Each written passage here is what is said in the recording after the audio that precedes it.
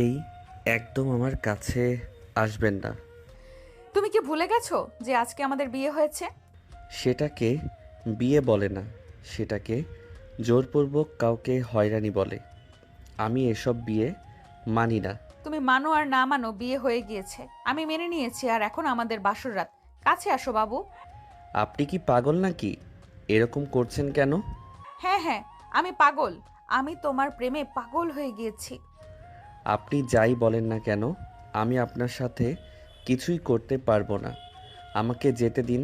আমাকে এখন আমার হোস্টেলে যেতে হবে। অনেক রাত হয়ে গিয়েছে। চুপ, একদম চুপ। এতক্ষণ অনেক কথা বলেছি। সোজা আঙুলে ঘি না উঠলে আঙুল বাঁকাতে হয়। তুই তোর বউকে ছেড়ে হোস্টেলে যাবি, তাই না? তারা দেখাচ্ছি তোকে। এই বলে নীল কিছু বলার আগেই আদিবা নীলকে ধাক্কা দিয়ে বিছানায় ফেলে দেয়। তারপর তার বুকের ওপর উঠে বসে। আদিবা নীলের হাতগুলো চেপে ধরে তার ঠোঁটে ঠোঁট চেপে ধরে। আদিবা নীলের ঠোঁটগুলো চুষতে লাগলো। নীল তাকে বাধা দেওয়ার চেষ্টা করছিল, কিন্তু আদিবার সাথে পেরে ওঠে না। 5 মিনিট হয়ে গিয়েছে, কিন্তু আদিবার থামার কোনো নামগন্ধ নেই। নীলও যেন ধীরে ধীরে নিজেকে হারিয়ে ফেলছে। এত সুন্দরী একটা মেয়ে এত কাছে এসে এমন করলে কয়জনই বা নিজেকে ধরে রাখতে পারে। নীল তখন সজোরে আদিবাকে ধাক্কা দেয়। আদিবা বিছানা থেকে পড়ে যাচ্ছিল। তখনই আদিবা নিজেকে সামলে নেয়। নীল তখন উঠে যাচ্ছিল, কিন্তু আদিবা সাথে সাথে আবারও নীলের উপর উঠে তার ঠোঁটজোড়া দখল করে নেয়। আদিবা তার পা দিয়ে নীলের পায়ের সাথে ঘষতে লাগলো। নীল যেন সিরিয়াস হয়ে যাচ্ছে। এভাবেই কিছুক্ষণ চলে গেল।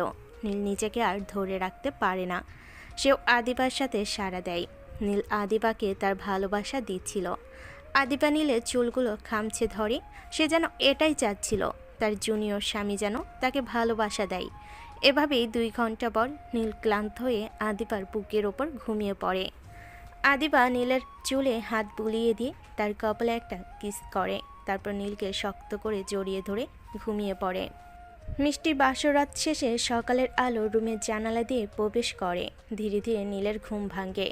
ঘুম ভাঙলে নীল নিজেকে আবিদার সাথে একরকম অন্তরঙ্গ অবস্থায় দেখে অবাক হয়ে যায়। তখনই তার গত রাতের ঘটনা মনে পড়ে। নীলের তখন নিজের ওপর নিজেরই রাগ হচ্ছিল। নীল সঙ্গে সঙ্গে রেগে আদিবার উপর থেকে উঠে পড়ে। আদিবা তখন ঘুমজানো কণ্ঠে নীলকে বলে, কি হলো বাবু? উঠে গেলে কেন? আসো, আমার বুকে আসো। আপনি আমার সাথে এসব কি করলেন? আপনাকে আমি কখনোই ক্ষমা করব না। আহা, এত রেগে যাচ্ছ কেন? তুমিও তো আমাকে অনেক ভালোবাসা দিয়েছো বাবু। চুপ করুন। আমি আপনাকে ঘৃণা করি। আপনি জোর করে আমার জীবনটা নষ্ট করে দিলেন। কি বললে তুমি? ঘৃণা করো? কাল রাতে তো তোমার ভালোবাসার ভাষা অন্য কথা বলছিল। তুমিও তো সাড়া দিচ্ছিলে, অস্বীকার করবে না। আমি আমি জানি না কি হয়েছিল। আপনি আমাকে সিডিউস করেছেন। আপনার মতো একটা চরিত্রহীন মেয়েকে আমি জীবনসঙ্গী হিসেবে মেনে নিতে পারবো না। এই, একদম মুখে লাগাম দাও। আমার সম্পর্কে একটাও বাজে কথা বলবে না। আমি তোমার বউ, সেটা মনে রাখবে। আর কাল রাতে যা হয়েছে সেটা স্বামী স্ত্রীর স্বাভাবিক সম্পর্ক। জোর যদি হতো, তুমি কি 2 ঘন্টা ধরে সাড়া দিতে? হ্যাঁ, জোরই ছিল। আপনি আমাকে বাধ্য করেছেন। আমি এখন চলে যাচ্ছি। আমি আর আসবো না এখানে। আসবে না মানে? কোথায় যাচ্ছ? আমি হোস্টেলে যাচ্ছি, তারপর ভার্সিটিতে যাব। বুঝলাম, কিন্তু তুমি এখানে আর আসবে না কেন? এটা আপনার বাড়ি, আর এখানে আপনি একা থাকেন। আমি কেন এখানে আসব? তুমি আমার স্বামী, আমার সব কিছুতেই তোমার অধিকার আছে। আপনাকে কয়বার বলবো যে আমি এই বিয়ে মানি না? প্লিজ নীল, এভাবে বলো না। ভার্সিটিতে যেদিন প্রথম তোমাকে দেখেছিলাম সেদিনই আমার মন তোমাকে দিয়ে দিয়েছি। সব সময় আড়াল থেকে তোমাকে দেখতাম। তোমাকে হারিয়ে ফেলার অনেক ভয় হতো। তোমাকে কাছে পাওয়ার জন্য মন ছটফট করতো। তাই তোমাকে বিয়ে করে ফেলেছি। বিয়েটা যদিও জোর করেছিল, কিন্তু আমি সত্যিই তোমাকে অনেক ভালোবাসি নীল। আদিবার কথাগুলো নীল মনোযোগ দিয়ে শুনছিল। কথা শেষ হলে নীল তখন আর কিছু না বলে সেখান থেকে চলে আসে। তারপর বাসা থেকে বেরিয়ে হোস্টেলের দিকে যায়। রাস্তায় যাওয়ার সময় নীল তার পকেট থেকে ফোনটা বের করে একটি নম্বরে কল করে। তখন ওপাশ থেকে শোনা যায়, আসসালামু আলাইকুম স্যার, কেমন আছেন? হ্যাঁ, আলহামদুলিল্লাহ। ভালো। তোমাদের কি খবর? এই তো স্যার, সব কিছু অ্যাভারেজ। কেন সব কিছু এভারেজ কেন? আপনি ছাড়া কোনোটাই আর ভালো থাকে, সেটা আপনি যে ক্ষেত্রেই বলেন। আচ্ছা, বুঝলাম। তুমি কি বোঝাতে চাচ্ছ? বাবা তো সব কিছু দেখছে এখন। তুমিও হেল্প করো। আমি যত তাড়াতাড়ি সম্ভব ব্যাক করব, ইনশাল্লাহ। জি স্যার, আমরা সেই অপেক্ষায় আছি। নীল তখন আর কিছু না বলে কল কেটে সোজা হোস্টেলে চলে যায়। হোস্টেলে ঢুকে যখনই তার রুমের দিকে যাচ্ছিল তখনই হোস্টেল সুপার ওকে ডাক দেয়। কি ব্যাপার নীল, তুমি গতকাল রাত থেকে কোথায় ছিলে? নীল তখন বুঝতে পারছিল না কি বলবে। সে কষ্টে মুখে একটা হাসি টেনে বলে, আসলে আঙ্কেল, ভার্সিটি থেকে একটি গ্রুপ প্রজেক্ট দিয়েছে, তাই আমরা সবাই এক বন্ধুর বাসায় সেটা নিয়ে আলোচনা করছিলাম। তখন রাত হয়ে গিয়েছিল, তাই আর ফিরে আসতে পারিনি। ঠিক আছে, এখন রুমে যাও, আর পরবর্তীতে যদি আবার এরকম হয় তাহলে আমাকে ফোন করে জানিয়ে দিবে। ঠিক আছে আঙ্কেল। নীল তখন তার রুমে চলে আসে। তারপর ওয়াশরুমে গিয়ে গোসল করে এসে ভার্সিটির জন্য রেডি হয়ে ভার্সিটির জন্য বেরিয়ে পড়ে। তারপর ভার্সিটিতে পৌঁছে ভার্সিটির গেট দিয়ে প্রবেশ করতে নীল দেখতে পায় আদিপা তার বান্ধবীদের নিয়ে একটি ছেলেকে র্যাগিং করছে। নীল সেদিকে তাকিয়ে চোখ ফিরিয়ে নেয়। তখন আদিপার এক বান্ধবী আদিবাকে বলে, দোস্ত দেখ কি হ্যান্ডসাম রে ছেলেটা, পুরাই চকলেট বয়। ইস, মন চাচ্ছে এক্ষুনি গিয়ে একটা কিস করে দিই। এই একদম চুপ, খবরদার ওকে নিয়ে কোনো কথা বলবি না। আদিপার রাগ দেখে সাইমা চুপ হয়ে যায়, কিন্তু এটা বুঝতে পারে না যে আদিপা কেন রেগে গিয়েছে। তখনই অন্যদিকে নীল যখন ভার্সিটির মাঠ দিয়ে ক্লাসরুমের দিকে যাচ্ছিল তখনই একটি মেয়ে এসে নীলকে প্রপোজ করে। I love you. তোমাকে অনেক দিন ধরে পছন্দ করি। কখন যে ভালোবেসে ফেলেছি তা নিজেও জানি না। তুমি কি আমার ভালোবাসার সাথী হবে? দূর থেকে আদিবা এটা দেখতে পায়। রাগে তার চোখ লাল হয়ে যায়। আদিবা তখন দ্রুত এদিকে আসে। আদিবা এসে মেয়েটির চুলের মুঠি ধরে তাকে দাঁড় করায়। মেয়েটি তখন তার চুল ছাড়িয়ে নিয়ে বলে, কি ব্যাপার, কে আপনি? আর আপনি আমার চুল ধরলেন কেন? আদিবা তখন রেগে মেয়েটির গালে একটি থাপ্পড় লাগিয়ে দেয়। নীল তো নীরব দর্শকের মতো পুরো ঘটনা দেখছে। এটা ভার্সিটি, এটা কোনো প্রেম ভালোবাসার জায়গা নয়। আমি এখানে কি করব সেটা আমার ব্যাপার। আপনি কেন তৃতীয় পক্ষ হয়ে আমাদের মাঝে নাক গলাচ্ছেন? এত কৈফিয়ত দিতে বাধ্য না। তুই ভালোই ভালো এখান থেকে যা, না হলে। আদিবার রাগ দেখে মেয়েটি আর কিছু না বলে সেখান থেকে চলে যায়। আদিবা তখন নীলের হাত ধরে তাকে নিয়ে ক্যান্টিনের দিকে যায়। আপনি আমাকে এখানে কেন নিয়ে আসলেন? আমার ক্লাস আছে, আমাকে ক্লাসে যেতে হবে। এ চুপ, একদম চুপ। এমনিতেই মাথা গরম হয়ে আছে, এখন যদি বেশি কথা বলো তাহলে খবর আছে। আদিবার রাগ দেখে নীল ভয়ে একটা ঢোক গিলে চুপচাপ বসে থাকে।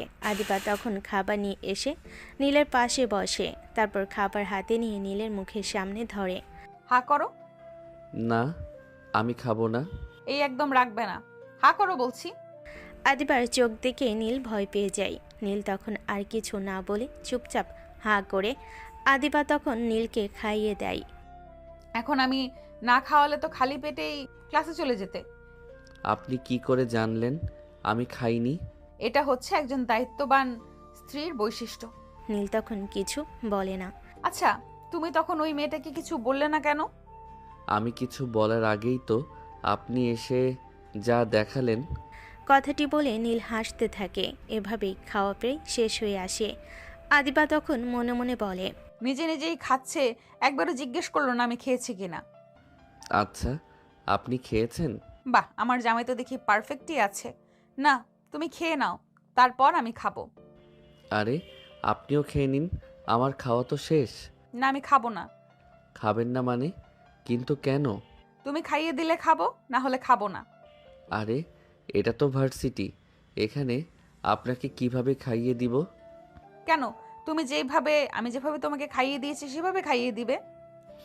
না না, আমি এখানে পারবো না। তাহলে আজকে রাতে বাসায় খাইয়ে দিবে? কিন্তু আমি তো আপনার বাসায় যাব না। ঠিক আছে, তাহলে আমিও খাবো না, যাও তুমি। কথাটি বলে আদিবা চোখ ঘুরিয়ে নেয়। কারণ আদিবা তখন মনে মনে হাসছিল, কারণ নীল ধীরে ধীরে তার প্রতি কেয়ার দেখাচ্ছিল। আরে আপনি এমন করছেন কেন? ঠিক আছে, আমি বাসায় যাব, কিন্তু একটা শর্ত আছে। কি শর্ত? আমি সব শর্তে রাজি। আমি আপনার রুমে থাকবো না, আমি অন্য রুমে থাকবো। ঠিক আছে, আমি রাজি। ঠিক আছে, তাহলে আপনি এখন খেয়ে নিন, আমার ক্লাসের টাইম হয়ে যাচ্ছে। আমি গেলাম। ঠিক আছে, বাই। কি? নীল চলে যায়, আদিবা সেদিকে তাকিয়ে থাকে। তখনই আদিবার বান্ধবীরা সেখানে আসে। সাইমা আদিবার মাথায় একটা টোকা দেয়। কি রে, আমায় যেভাবে ধমক দিচ্ছিলি আর এখন তুই নিজেই টাঙ্কি মারছিলি? আমি টাঙ্কি মারছিলাম মানে? একদম ঢং করিস না। আমরা এতক্ষণ সব দেখছিলাম। তুই ছেলেটাকে ওই মেয়েটার থেকে সরিয়ে এখানে এনে তারপর জোর করে খাইয়া দিচ্ছিলি। প্রথমে খেতে চাইছিল না, পরে হেসে হেসে খেলো। ওহ, হাসিটা সেরা ছিল। হাসিটা দেখে আমি আবারও ক্রাশ খেলাম। এই একদম উল্টাপাল্টা কথা বলবি না, ওকে সম্মান দিয়ে কথা বলবি। বারে, তুই করলে মধু আর আমরা করলেই দোষ? আমি করব, 1000 বার করব, কারণ আমার অধিকার আছে। অধিকার আছে মানে? হ্যাঁ, অধিকার আছে। ও আমার হাজবেন্ড হয়, তোদের দুলাভাই। কি? তুই বিয়ে করেছিস? আমাদের জানালিও না। আমাদের ইনভাইট করলে কি হতো? তোর বাবার এত টাকা, আমরা এক্সট্রা 2-3 জন গেস্ট গেলে কি উনি খাওয়াতে পারতেন না? দেখ, এখানে খাওয়ানোর কথা না, আসলে হুট করে হয়ে গেছে বিয়েটা, এখনো কোনো অনুষ্ঠান করা হয়নি। যখন অনুষ্ঠান করব তখন তোদের ইনভাইট করব। আচ্ছা, তোর ফ্যামিলি ঠিক করেছে নাকি ছেলেটাকে? না, আমাদের লাভ ম্যারেজ। কি? Love marriage? তার মানে তুই এতদিন প্রেম করেছিস, আমরা কিছুই জানতাম না। যা, তোর সাথে কথা নেই। তুই আমাদের তোর কিছুই মনে করিস না। আমি তো বলতে চেয়েছিলাম, কিন্তু নীল সম্পর্কটা গোপন রাখতে চেয়েছিল, তাই বলা হয়নি। এই নীলাটা কে? কেন, তোদের দুলাভাই। তারপর তারা বসে কিছু খেয়ে নিজেদের ক্লাসে চলে আসে। আদিবা ক্লাসে থাকলেও তার মনটা পড়ে আছে নীলের কাছে। আদিবার মন ক্লাসে নেই, সে শুধু নীলকে নিয়ে ভাবছে। আজ বিকেলে নীল তাদের বাড়িতে আসবে, এই আনন্দে সে মশগুল। ক্লাস শেষ হতেই আদিবা দ্রুত ভার্সিটিতে চলে আসে এবং গাড়ি নিয়ে নীলের জন্য অপেক্ষা করতে থাকে। কিছুক্ষণের মধ্যেই নীল ভার্সিটি থেকে বেরিয়ে আসে। আদিবা নীলকে দেখে হেসে ওঠে। গাড়িতে ওঠো বাবু। আজকে না গেলে হয় না, আমার হোস্টেলে কিছু কাজ আছে। না বাবু, তুমি বলেছিলে যাবে, তাই যেতেই হবে। তাছাড়া আমি না খেলে তো মরেই যাব। নীল তখন বুঝতে পারল আদিবার সাথে তর্ক করে লাভ নেই। সে আর কিছু না বলে গাড়িতে উঠে যায়। আদিবা তখন হেসে গাড়ি চালানো শুরু করে। গাড়ি চলতে শুরু করে। নীল জানালা দিয়ে বাইরে তাকিয়ে আছে আর আদিবা মনোযোগ দিয়ে গাড়ি চালাচ্ছে। এইভাবে মুখ গোমড়া করে আছো কেন বাবু? আপনি খুশি হন, আপনার ইচ্ছা পূরণ হচ্ছে। প্লিজ এভাবে বলো না, আমি তোমার জন্য সব করতে পারি। তুমি আমার প্রথম ভালোবাসা আর শেষ ভালোবাসা হয়ে থাকবে। আমি জানি তুমিও ধীরে ধীরে আমাকে ভালোবেসে ফেলবে। আদিবার কথা শুনে নীলের মনে কোথাও যেন একটু মোচড় দিল। সে কিছু বলতে পারল না, হাতটা শুধু ছাড়িয়ে নিল। আপনি গাড়ি চালান। ঠিক আছে, চলো।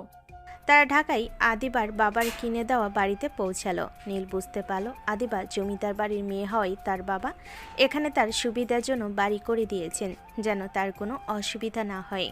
রাতে নীল আর শর্ত অনুযায়ী অন্য একটা রুমে গিয়ে থাকার জন্য রেডি হলো। আদিবা এসে দেখল নীল শুয়ে আছে। কি ব্যাপার, তুমি শুয়ে পড়লে কেন? আমার ঘুম পাচ্ছে। তোমার কি মনে আছে ক্যান্টিনে কি কথা হয়েছিল? কি কথা? বাহ, এত তাড়াতাড়ি ভুলে গেলে? আমি বলেছিলাম তুমি না খাইয়ে দিলে আমি খাবো না। ও হ্যাঁ, মনে আছে। তাহলে এখন ওঠো। আজ আর না, খুব ক্লান্ত লাগছে। কাল সকালে। না, একদম চালাকি করবে না। আমার খিদে পেয়েছে, আমি কিন্তু রেগে বোম হয়ে আছি। আদিবার ধমক শুনে নীল উঠে বসলো। তারপর আদিবা খাবার নিয়ে এলো। নীল তখন অনিচ্ছা সত্ত্বেও আদিবাকে খাইয়ে দিল। আদিবা তৃপ্তি করে খেলো। যাক, এবার শান্তি। এবার তো আমাকে ঘুমাতে দিন। তুমি তো আমার শর্ত মেনে নিলে, কিন্তু আমার একটা শর্ত বাকি আছে। কি শর্ত? আজ রাতে আমি এই রুমেই তোমার সাথে ঘুমাবো। না, আমি অন্য রুমে ঘুমাবো বলেছিলাম, আর আপনিও হ্যাঁ বলেছিলেন। তুমি অন্য রুমে ঘুমাবে বলেছো, আমার সাথে ঘুমাবে না সেটা তো আর বলনি। এখন সাইড দাও, আমি ঘুমাবো। না, আপনি আপনার রুমে যান। আদিবা তখন নীলের কোনো কথা না শুনে তার বিছানায় উঠে পড়ল। তারপর নীল কিছু বোঝার আগে আদিবা নীলের উপর শুয়ে পড়ে।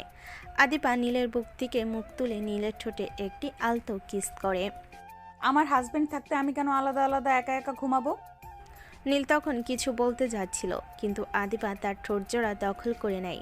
নীল প্রথমে একটু ছাড়ানোর চেষ্টা করে, কিন্তু আদিবার এত কাছে আসে সে আর নিজেকে ধরে রাখতে পারে না। নীলও ধীরে ধীরে আদিবার সাথে সাড়া দিতে শুরু করে।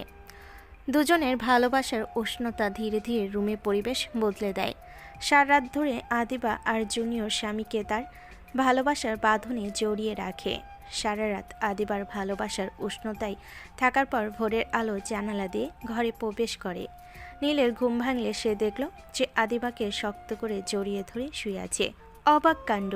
নীলের কেন জানি তখন রাগ হলো না, উল্টো মনের ভেতরে একটা প্রশান্তি অনুভব হচ্ছিল। নীল তখন ধীরে ধীরে উঠতে যাচ্ছিল, কিন্তু আদিবা তাকে আরও শক্ত করে জড়িয়ে ধরে। না বাবু, আর একটু শুয়ে থাকো প্লিজ।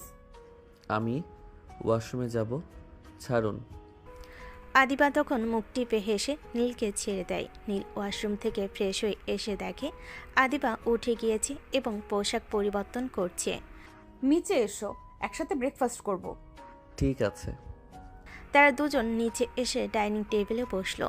আদিবা নিজের হাতে নীলের প্লেটে খাবার তুলে দিতে শুরু করলো। ধন্যবাদ। আপনি এত কষ্ট করছেন কেন? এই, আরেকদিন আপনি বললে খবর আছে। আমি তোমার বউ, তোমার স্ত্রী। আমাকে তুমি করে বলবে, মনে থাকবে? মনে থাকবে। Good boy. এখন খেয়ে নাও। নীল চুপচাপ খেতে শুরু করে। আদিবাও তাকে খাইয়ে দিতে থাকে। খাবার শেষে আদিবা নীলের হাতে ভার্সিটির ব্যাগটা তুলে দেয়। চলো, আজ আমি তোমাকে ভার্সিটি পৌঁছে দেব। কিন্তু আমার তো হোস্টেলে যাওয়ার কথা ছিল। আমার জামা কাপড়?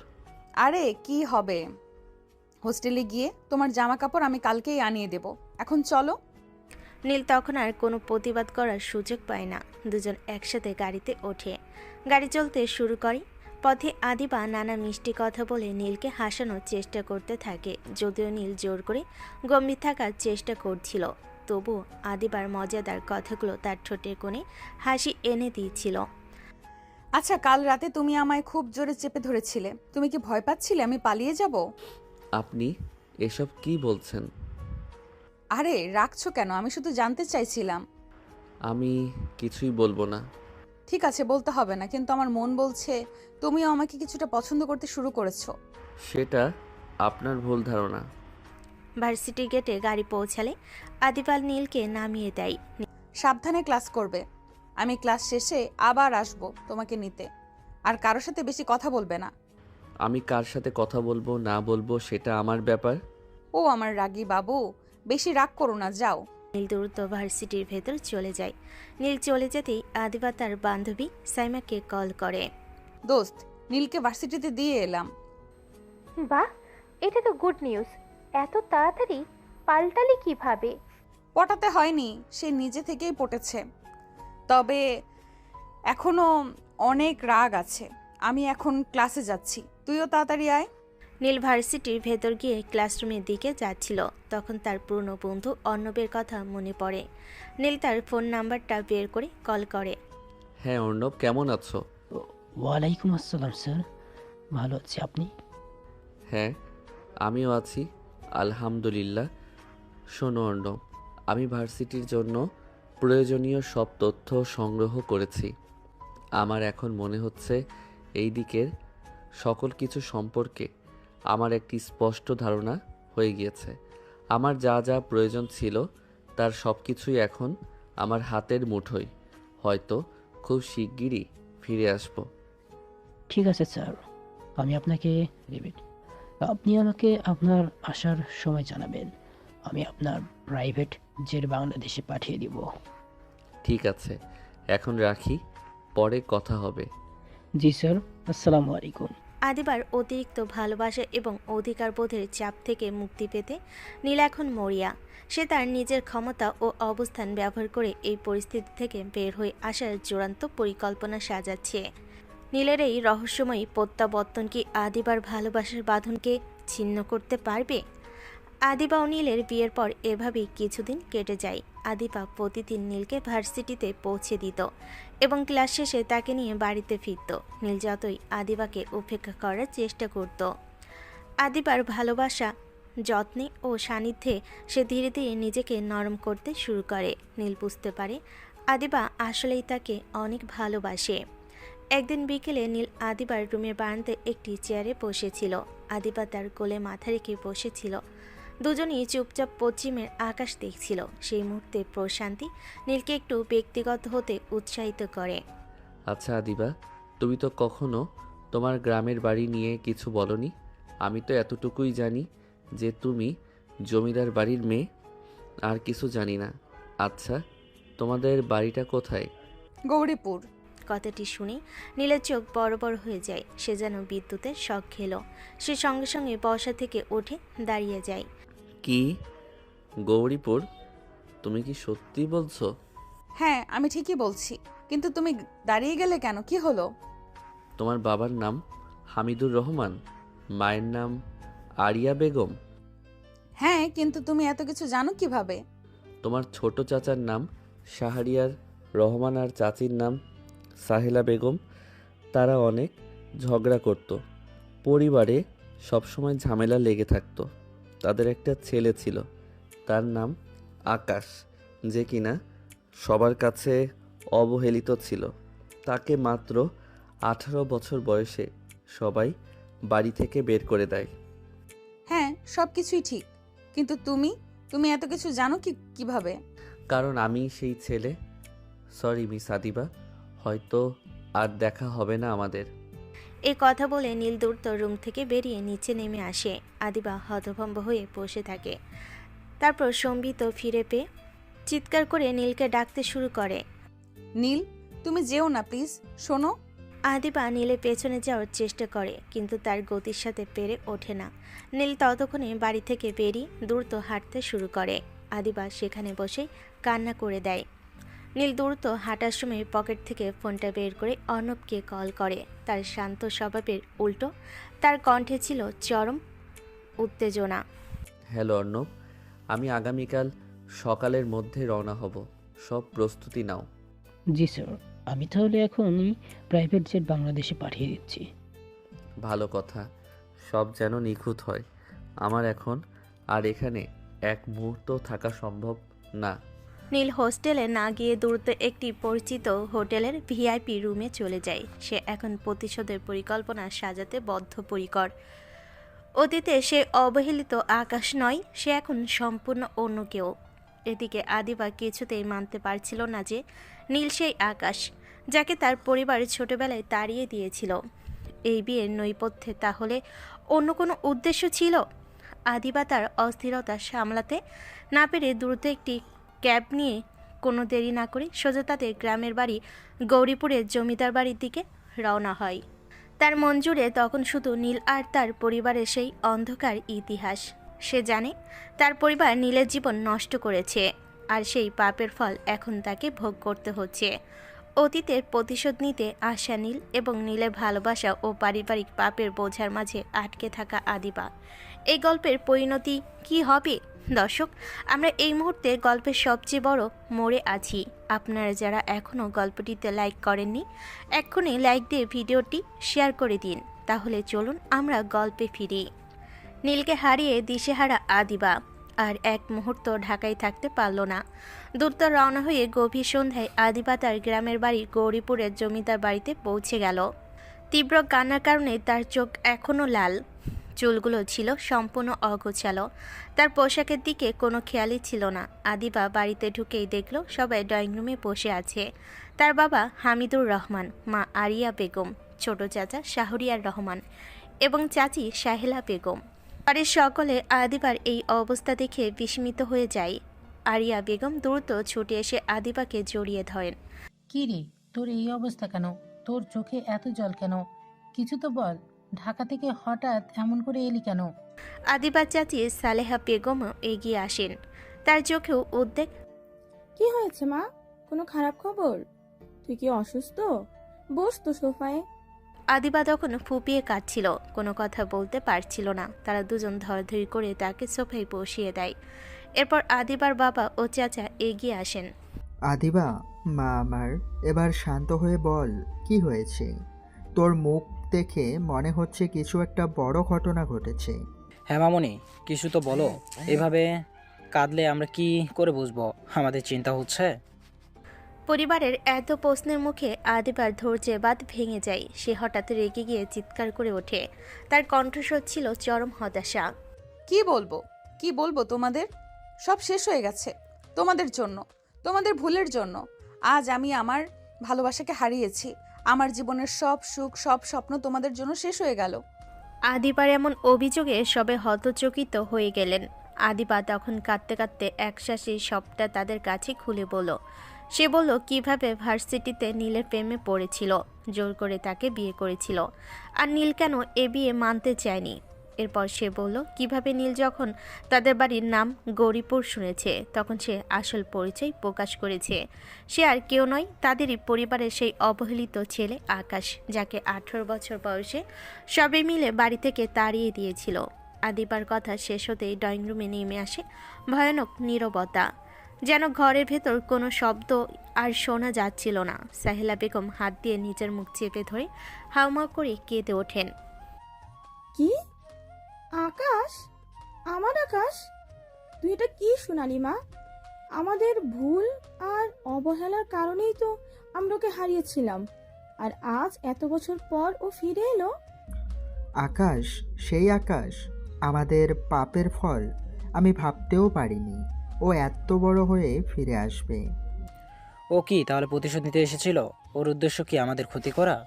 ও প্রতিশোধ নিতে এসেছিল কিনা জানি না, কিন্তু তোমাদের সেই ভুলের জন্যই আজ সে আমাকে ছেড়ে চলে গেল। ও এখন আর সেই বোকা আকাশ নেই। সে এক সাহসী সফল ছেলে। নীল, সে ঘৃণা করে তোমাদের, আর এই ঘৃণার ফল আমাকে ভোগ করতে হচ্ছে। তোমাদের পাপের প্রায়শ্চিত্ত আমার দিতে হচ্ছে। কিন্তু ও তোকে ভালোবাসতো, আমাদের কথা শুনে চলে গেল। ভালোবাসতো, হয়তো এখন আর বাসে না। আমি তাকে ধরে রাখার চেষ্টা করেছিলাম, কিন্তু যখন জানলো আমি তোমাদের মেয়ে, আর এক মুহূর্তও দাঁড়ালো না।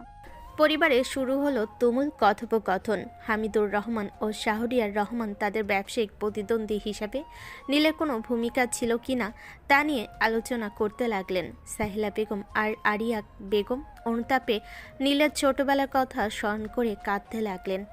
ভাইজান, আমার মনে হয় না ও শুধু আবিদার জন্য চলে গেছে।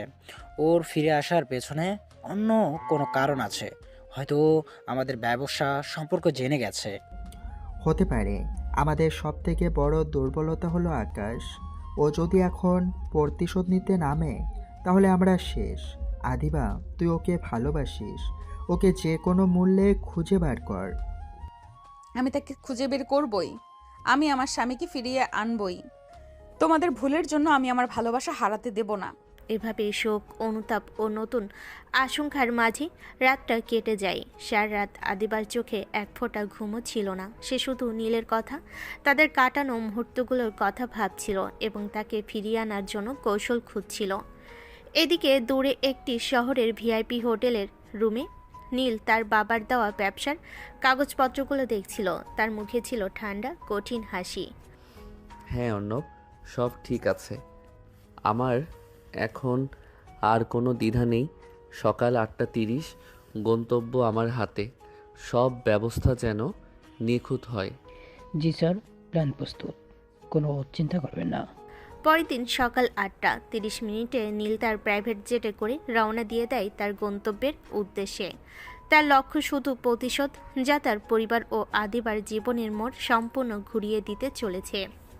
গভীর অনুশোচনায় যখন আদিবা তার গ্রামের বাড়িতে দিন কাটাচ্ছে, তখন অন্য প্রান্তে নীল প্লাস আকাশ পৌঁছে গেছে তার গন্তব্যে। দীর্ঘ জার্নির পর নীল এসে পৌঁছায় তার গন্তব্যে। প্লেন এসে ল্যান্ড করে আমেরিকান জর্জ ওয়াশিংটন এয়ারপোর্টে। প্লেন থেকে নামতেই তার সামনে 4টি কালো গাড়ি এসে হাজির হয়। 3টে গাড়িতে বডিগার্ড ছিল এবং একটি গাড়িতে নীল উঠে পড়ে। নীল যেহেতু ভিআইপি, তাই এয়ারপোর্টে কোনো চেকিংয়ের প্রয়োজন হলো না। নীলের গাড়ি সোজা তার বাড়িতে যায়। এটা কোনো সাধারণ বাড়ি নয়। বাড়িটি এতই বড় আর বিস্তীর্ণ যে এটাকে প্রাসাদ বললেও কম হবে। গাড়িগুলো বাড়ির সামনে গিয়ে থামে। অর্ণব দ্রুত নেমে গাড়ির দরজা খুলে দেয়। এরপর নীল ধীরে ধীরে গাড়ির ভেতর থেকে বেরিয়ে বাড়ির ভেতর প্রবেশ করে। ড্রয়িং রুমে ফারিয়া তখন টিভি দেখছিল। নীল ধীরে ধীরে ড্রয়িং রুমে গেল। নীলকে দেখা মাত্রই ফারিয়া দৌড়ে এসে তাকে শক্ত করে জড়িয়ে ধরে। ভাইয়া, তুমি এখন এসেছো? আমি তোমাকে অনেক মিস করছিলাম। হ্যাঁ আপনি, আমি চলে এসেছি। নীল ফারিয়াকে বুক থেকে দিলে কপালে একটি কিস দিয়ে বলে, আমিও তোকে অনেক মিস করেছি। আমি তোমাকে আর কোথাও যেতে দেবো না। এখন থেকে যেখানেই যাব তোকে নিয়ে যাব, ঠিক আছে? ড্রয়িং রুমে আওয়াজ শুনে সামিরা বেগম দ্রুত সেখানে আসেন। নীল এগিয়ে গিয়ে তার মাকে জড়িয়ে ধরে। সামিরা বেগম নীলের মুখে স্নেহে চুমু দিয়ে ভরিয়ে দেন। কখন এলি বাবা, একটু জানাবিও না? এই তো আম্মু, এখনই এলাম। তোমাদের সারপ্রাইজ দেব তাই জানাইনি। কেমন আছো তুমি? এতদিন ভালো ছিলাম না, এখন আমার ছেলে এসে গেছে, এখন ভালো আছি। তাদের কথা শেষ হলে নীল দেখে ফারিয়া মুখ ফুলিয়ে সোফায় বসে আছে। কি রে, কি হয়েছে? এখন মুখ ফুলিয়ে রেখেছিস কেন? আম্মু, আমাকে একটু ভালোবাসো না? আমি আবার কি করলাম? তুমি ভাইয়া কতগুলো কিস করেছো, আমাকে একটাও করলে না। ফারিয়ার কথা শুনে সবাই হাসতে থাকে। আম্মু, বাবা কোথায়? অফিসে গিয়েছে, তুই তো নেই, তাই তোর বাবাই সব কিছু হ্যান্ডেল করছে। আচ্ছা, তুই এখন গিয়ে ফ্রেশ হয়ে আয়, লাঞ্চের সময় তো হয়ে গিয়েছে, তোর বাবাও চলে আসবেন। নীল তখন আর কিছু না বলে রুমে এসে ওয়াশরুমে যায়। দর্শক, এতক্ষণ কি হলো কিছুই তো বুঝতে পারলেন না। চলুন আপনাদের বুঝিয়ে দিই। আসলে গৌরীপুরের জমিদার বাড়ি থেকে যখন আকাশ অর্থাৎ নীলকে 18 বছর বয়সে বের করে দেওয়া হয়, সে সময় নীল এসএসসি পরীক্ষার্থী ছিল। ভালো রেজাল্টের কারণে সে আমেরিকার একটি বিশ্ববিদ্যালয়ে স্কলারশিপ পেয়েছিল। নীল ছোটবেলা থেকে টুকটাক সঞ্চয় করত। আমেরিকায় এসে সে সঞ্চয়ের টাকা দিয়ে ছোট একটি অনলাইন বিজনেস শুরু করে। তার বুদ্ধিমত্তা ও পরিশ্রমে মাত্র 2 বছরে সে তার বিজনেসকে অনেক বড় করে ফেলে। তার সফলতার সময় সামিরা বেগম ছিলেন তার কলেজের শিক্ষিকা। সামিরা বেগমও ছিলেন একজন বাংলাদেশি। সামিরা বেগমের প্রিয় ছাত্র ছিল নীল। একদিন সামিরা বেগম নীলের জীবন ও কষ্টের কথা জানতে পারেন।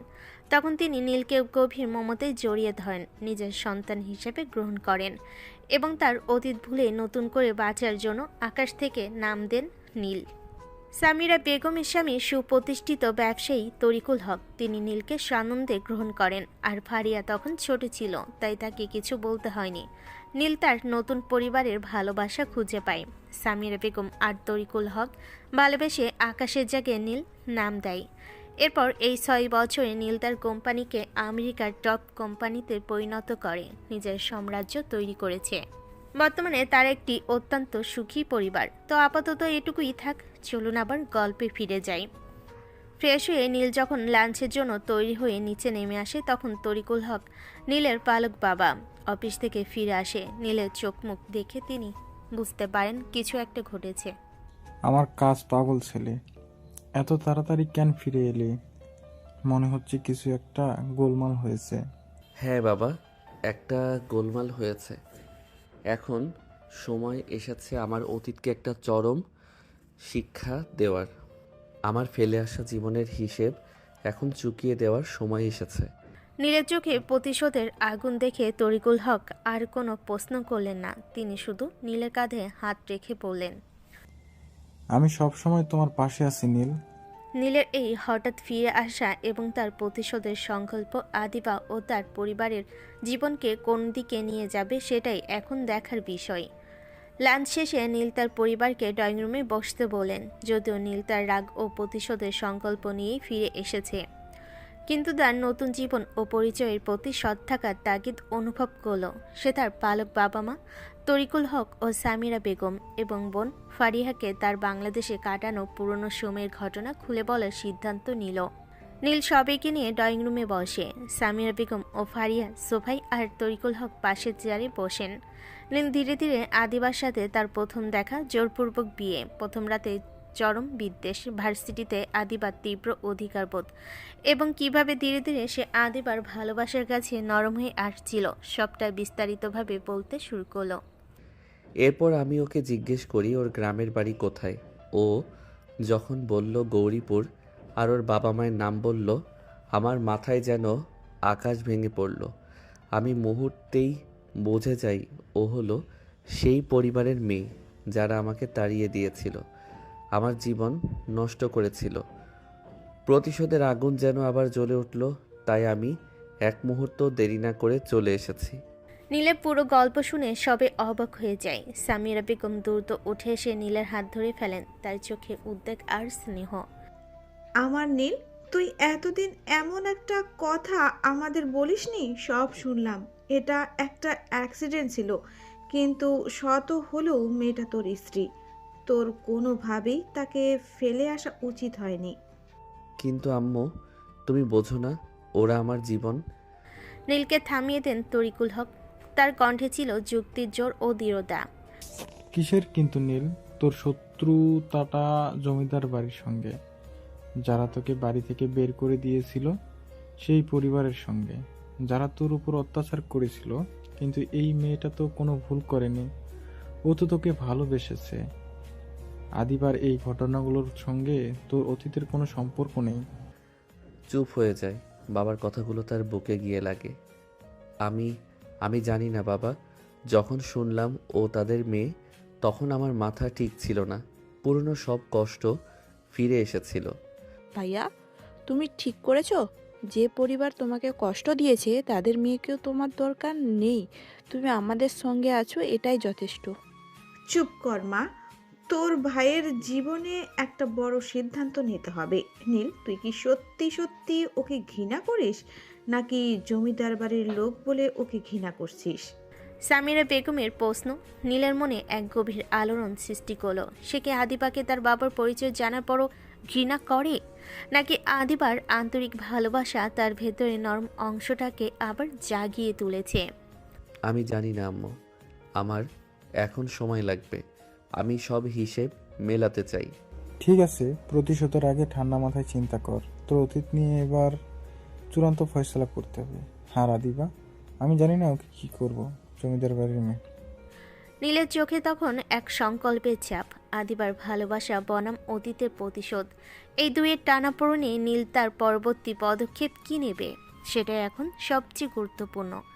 আদিবার সাথে কথোপকথন, তার পরিবারের পরিচয় জানার পর নীল যে চরম মানসিক দ্বন্দ্বে পড়েছিল, সেই দিনটি এভাবেই কেটে যায়। রাতের বেলা নীল তার রুমে ফিরে আসে এবং সমস্ত চিন্তা পাশে সরিয়ে রেখে ঘুমিয়ে পড়ে। দর্শক, আপনারা তো অনেকেই জানেন না নীল কেন বাংলাদেশে গিয়েছিল। তাহলে শুনুন।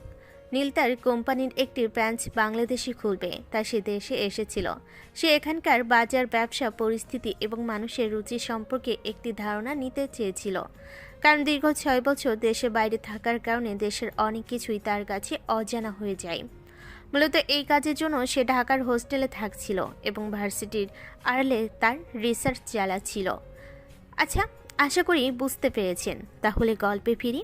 নীল গভীর ঘুমে আচ্ছন্ন, সময় চলমান, যার কখনো থামার নাম নেই। এভাবেই দেখতে দেখতে কেটে যায় 1 বছর। এই 1 বছরে অনেক কিছু বদলে গেছে।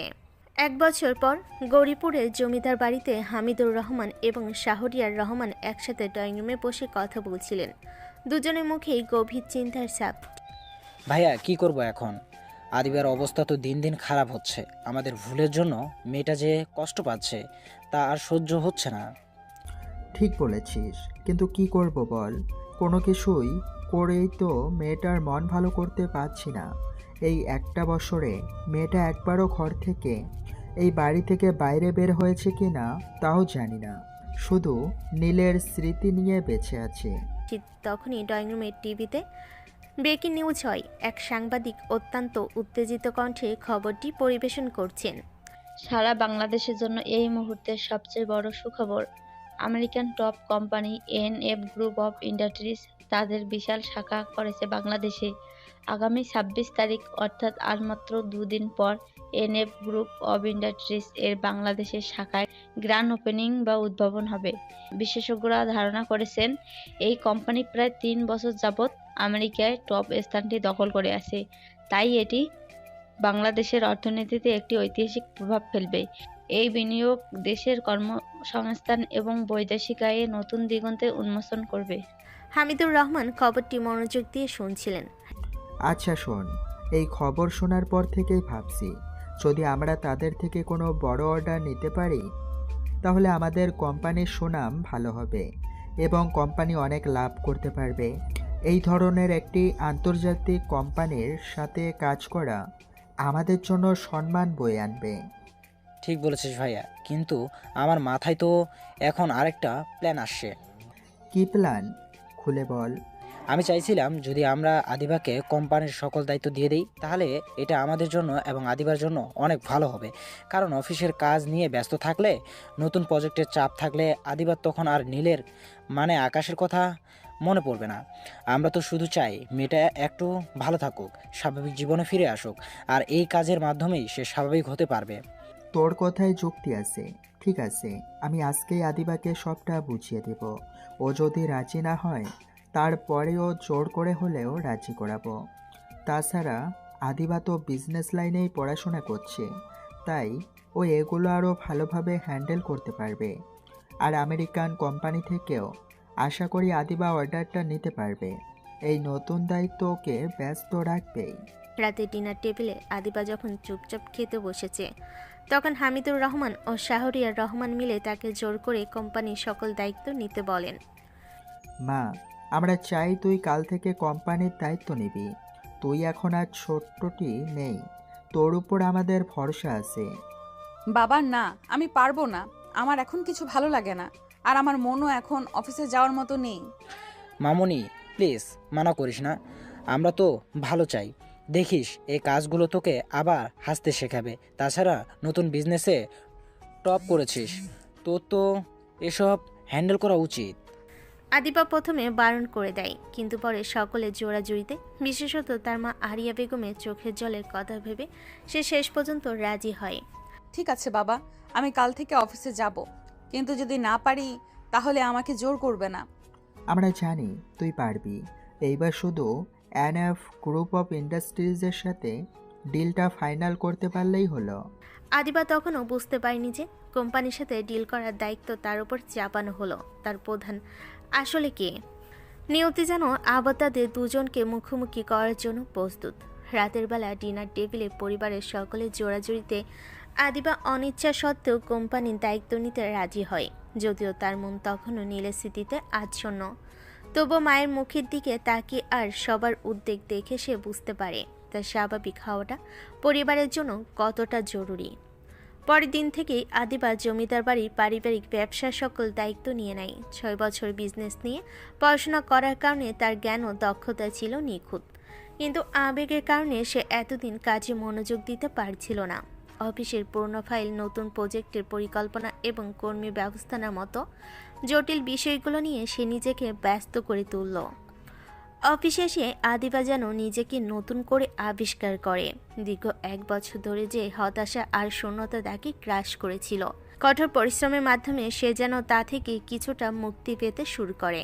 আদিবা মনে মনে বলে, নীল, তুমি আমাকে যে আঘাত দিয়েছো, কাজের মাধ্যমে আমি সেই কষ্টকে ভুলে থাকার চেষ্টা করব। তোমরা চেয়েছিলে আমি ভালো থাকি, এখন আমার কাছে কাজই হলো জীবন। আদিবা তখন সবচেয়ে বেশি মনোযোগ দেয় এনএফ গ্রুপ অফ ইন্ডাস্ট্রি এর সাথে ডিল করার দিকে। সে জানত আমেরিকান টপ কোম্পানির এই প্রজেক্টটি তাদের কোম্পানির জন্য টার্নিং পয়েন্ট হতে পারে।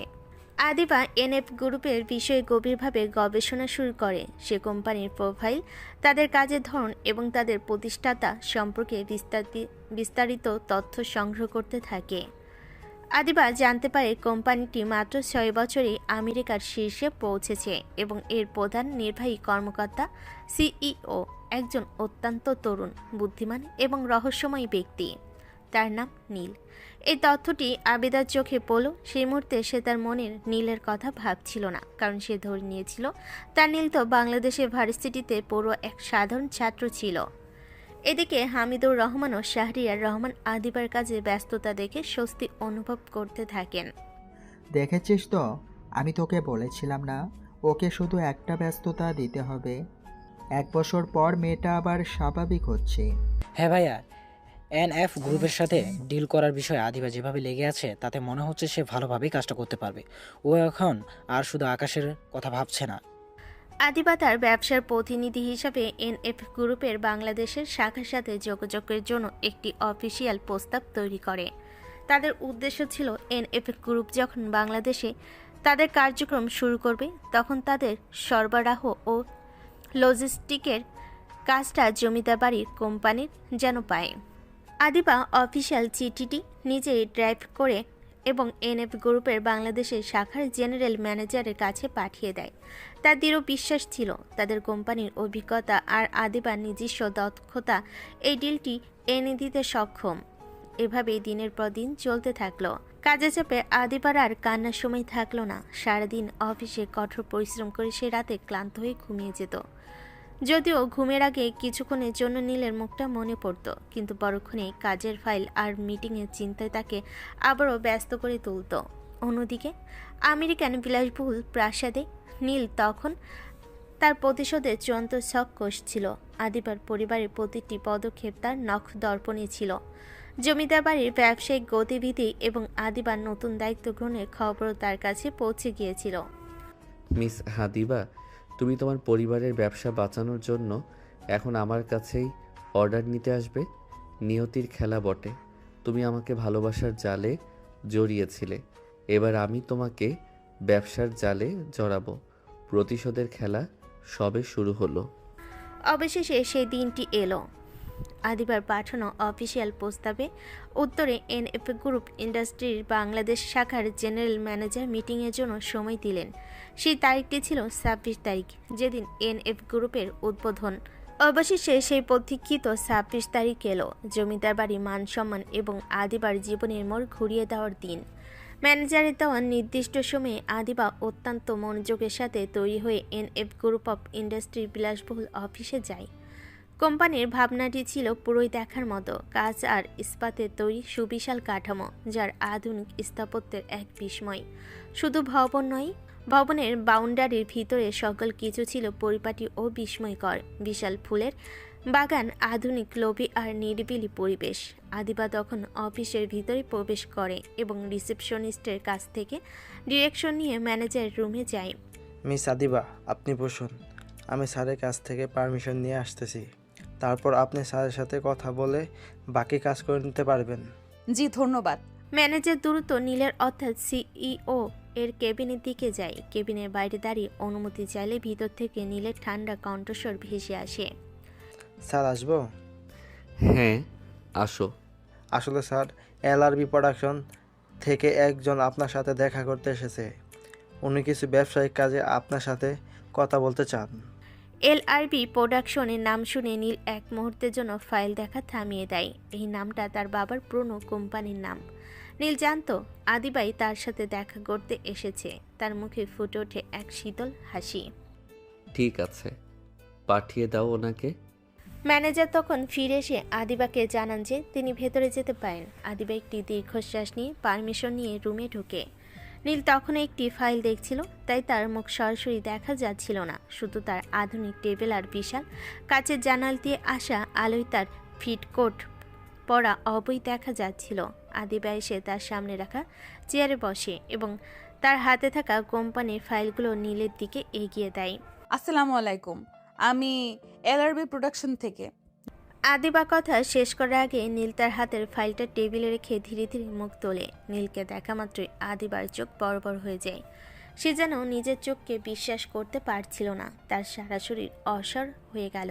নীল, তুমি এখানে?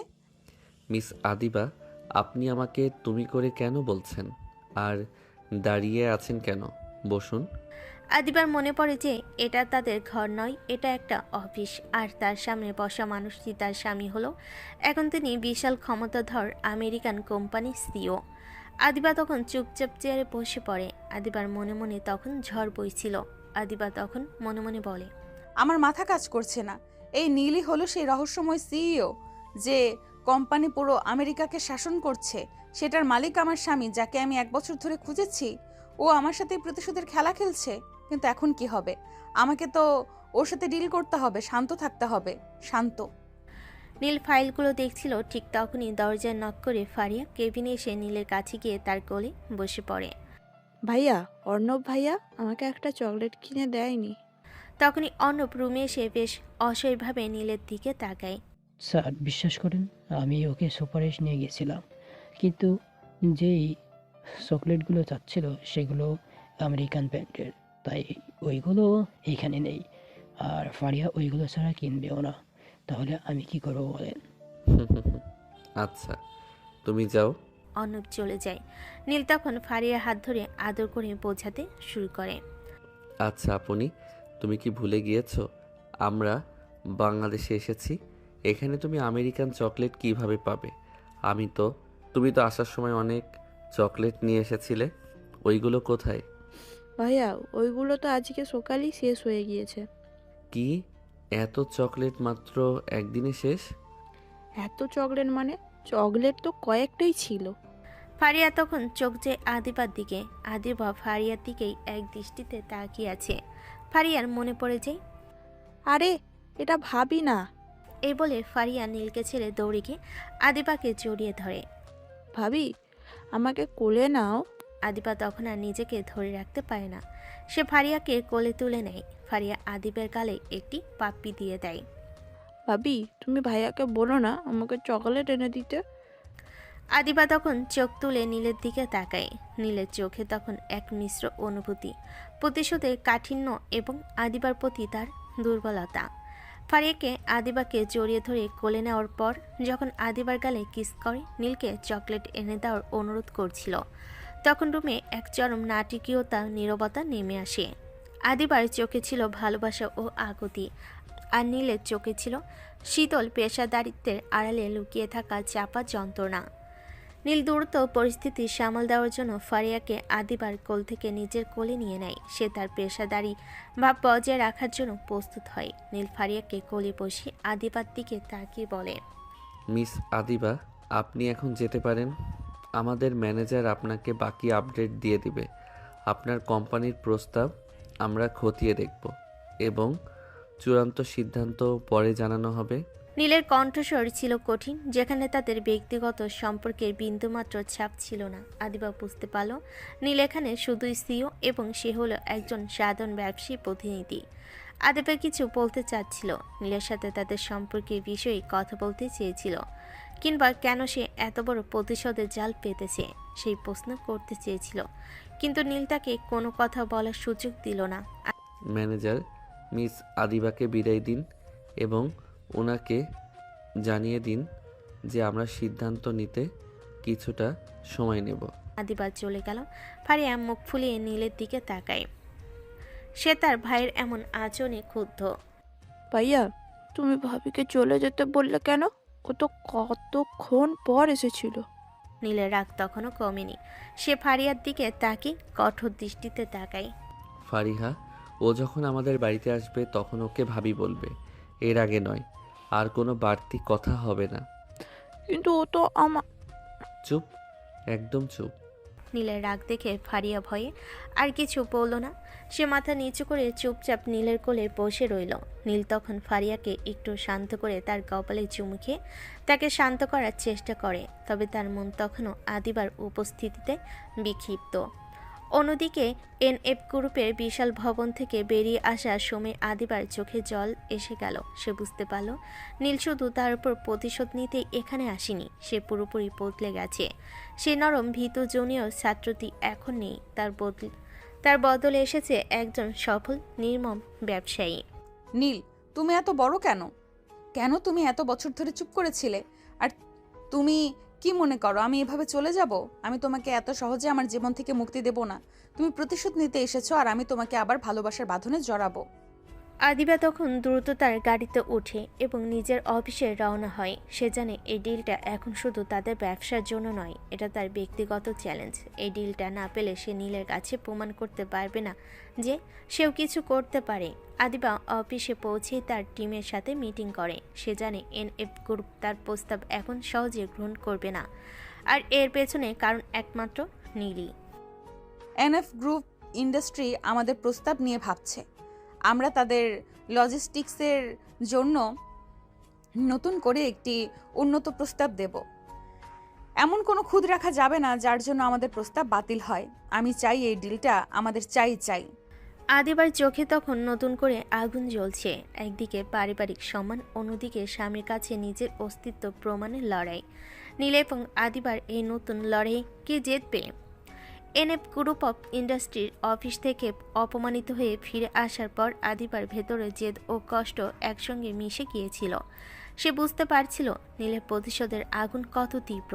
আদিবা বাড়ি ফিরে দ্রুত তার মায়ের আরিয়া বেগমের কাছে যায়। সে আর নিজেকে ধরে রাখতে পারল না, সোজাসুজি মাকে জড়িয়ে ধরে হাউমাউ করে কেঁদে ওঠে। মা, আমি আর পারছি না। কেন এমন হচ্ছে আমার সাথে? কি রে মা, শান্ত হ। কি হয়েছে বলবি তো? তোর চোখ মুখ এমন শুকনো কেন? মাতার মেয়ের এমন অবস্থা দেখে ভয় পেয়ে যান। তিনি আদিবাকে ধরে সোফায় বসিয়ে দেন। আদিবার বাবা হামিদুর রহমান ও চাচা শাহরিয়ার রহমান দ্রুত ড্রয়িং রুমে আসেন। কি হয়েছে আদিবা? অফিসে কোনো সমস্যা? তোর এমন কান্নার কারণ কি? আদিবা তখন চোখ মুছে কান্না থামানোর চেষ্টা করে, কিন্তু তার কণ্ঠস্বর কাঁপছিল। সে ধীরে ধীরে তাদের সামনে সমস্ত সত্য প্রকাশ করে। গতকাল সে যে আমেরিকান কোম্পানির সিও এর সঙ্গে দেখা করেছিল, সেই সিও আর কেউ নয়, সে তার স্বামী নীল। বাবা, আমি যার সাথে ডিল করতে গেছিলাম সে আর কেউ নয়, সে নীল, তোমাদের সেই আকাশ। ও এখন American top company NF group of ইন্ডাস্ট্রিজের সিইও। ও প্রতিশোধ নিতে এসেছে। ও আমাকে চিনতে পেরেও চিনল না। আদিবার কথা শেষ হতেই জমিদার বাড়িতে যেন দ্বিতীয়বারের মতো বোমা ফাটল। হামিদুর রহমান ও শাহরিয়ার রহমান দুজনেই বিস্ময় ও আতঙ্কে কিংকর্তব্য বিমূঢ় হয়ে গেলেন। তাদের ভয় এখন কয়েক গুণ বেড়ে গেল, কারণ এখন তাদের সামনে শুধু একজন অপমানিত ছেলে নয়, বরং বিশাল ক্ষমতাধর একজন আন্তর্জাতিক ব্যবসায়ী। নীল এত বড় হয়েছে ও। এনএফ গ্রুপ, আমরা কি সর্বনাশ করেছি? আমরা তো ভেবেছিলাম ও শুধু একটা ভার্সিটির ছাত্র। ভাইয়া, নীল যদি প্রতিশোধ নিতে চায় তাহলে আমাদের ব্যবসা, আমাদের সব কিছু এক মুহূর্তে শেষ হয়ে যাবে। ওর ক্ষমতা এখন আমাদের ধারণার বাইরে। আমার আকাশ, আমাদের ভুলের জন্য ও এত কষ্ট পেয়েছে, আর এখন সে এত বড় হয়েও আমাদের ওপর প্রতিশোধ নিতে চাইছে। কিন্তু আবিদা, ও কি একবারও জিজ্ঞেস করেনি তুই কেমন আছিস? না মা, ও আমাকে মিস আদিবা বলে ডাকলো। ফারিহা নামের একটা পিচ্চি মেয়েও ছিল। মেয়েটা নীলকে ভাইয়া ডাকছিল, কিন্তু মেয়েটা কে সেটা বুঝতে পারলাম না। মেয়েটা আমাকেও ভাবি বলে ডাকছিল। কেউ তখন আর কিছু বলে না। পরিবারের প্রত্যেকে তখন নীরব, অনুশোচনায় ভুগতে থাকে। তাদের অতীত পাপ যেন আজ এক দানবীয় রূপ নিয়ে তাদের সামনে দাঁড়িয়েছে। কিছুক্ষণ পর হামিদুর রহমান মাথা তুলে বসেন। তিনি বুঝতে পারেন এখন শুধু ব্যবসা নয়, তাদের পরিবারের মর্যাদা এবং আদিবার জীবনও ঝুঁকির মুখে। না, আমরা আর এক মুহূর্ত অপেক্ষা করতে পারি না। আদিবা, তুই কালকে আবার যাবি বললি না? হ্যাঁ বাবা, আমি নতুন করে প্রস্তাব তৈরি করেছি। কাল সকাল 11টায় মিটিংয়ের সময় দেওয়া হয়েছে। তাহলে শোন, কালকে আদিবা একা যাবে না, আমরাও সবাই ওর সাথে যাব। ঠিক বলেছিস, আমরা ওর সামনে গিয়ে দাঁড়াবো। আমাদের ভুলের জন্য আমরা ক্ষমা চাইব। সে আমাদের কাছ থেকে ব্যবসা কেড়ে নিক, কিন্তু আদিবাকে যেন ফিরিয়ে দেয়। আমাদের ভুল আদিবার জীবন নষ্ট হতে দেওয়া যাবে না। হ্যাঁ, আমি যাব। আমি আমার ছেলের কাছে হাত জোর করে ক্ষমা চাইব। আমি ওকে বোঝাবো যে আদিবা ওকে কতটা ভালোবাসে। আদিবার চোখে তখন নতুন করে আশা ঝলসে ওঠে। সে একা নয়, তার পরিবার আজ তার পাশে এসে দাঁড়িয়েছে। তারা জানে নীলের সামনে দাঁড়ানোটা কত বড় ঝুঁকিপূর্ণ। ঠিক আছে বাবা, আমি কালকে নতুন প্রস্তাব নিয়ে যাব, আর তোমরাও আমার সাথে চলো। কিন্তু তোমরা কেউ রাগ করবে না। ও যদি অপমানও করে তবুও শান্ত থাকবে। কিন্তু আদিবার জন্য তারা সেই ঝুঁকি নিতে প্রস্তুত। পরিবারের সকলে সেই কঠিনতম মুহূর্তের জন্য প্রস্তুতি নিতে শুরু করে। তারা জানে পরের দিন তাদের অতীতের পাপের মুখোমুখি হওয়ার দিন। অফিস থেকে বেরিয়ে নীল তার নিজস্ব গাড়ির বহর নিয়ে সোজা চলে যায় নতুন ঠিকানায়, ঢাকায় কেনা তার বিশাল প্রাসাদোম বাড়িতে। বাড়িটি ছিল আমেরিকার মতোই সুবিশাল এবং আধুনিক। বাড়িতে পৌঁছানোর পর ফারিয়া আর এক মুহূর্ত দেরি করল না। সে দ্রুত তার পালক বাবা মা সামিরা বেগম ও তারিকুল হকের কাছে ড্রয়িং রুমে ঘটে যাওয়া সব ঘটনা খুলে বলে। আদিবাকে মিস আদিবা বলে বিদায় করা, ফারিয়ার সাথে আদিবার আন্তরিকতা এবং নীলের কঠোর আচরণ সবটা শুনে সামিরা বেগম রেগে অগ্নিশর্মা হয়ে যান। নীল, তোর কি মাথা খারাপ হয়ে গেছে? তুই সামান্য একটা কাজের জন্য তোর স্ত্রীকে অপমান করলি? নীল তখন ড্রয়িং রুমে প্রবেশ করছিল। মায়ের তীব্র রাগ দেখে সেও খানিকটা থমকে যায়। শোন নীল, তোর প্রতিশোধ ওদের পরিবারের উপর, তোর বউয়ের উপর নয়। ও তো তোকে ভালোবেসেছিল, তুই ওকে মিস আদিবা বলে বিদায় করলি। একটা কথা মনে রাখিস, আদিবা আমাদের বাড়ির বউ। ওকে অপমান করে তুই নিজেকে ছোট করলি, আমাদের পরিবারের সম্মান নষ্ট করলি। আম্মু, তুমি কেন বোঝো না? ও সেই পরিবারের মেয়ে। নীল, তোর মায়ের কথা সত্যি। আদিবার কোনো দোষ নেই। ওর বাবা চাচারা তোর সাথে অন্যায় করেছে, কিন্তু আদিবা তোকে ভালোবেসেছিল।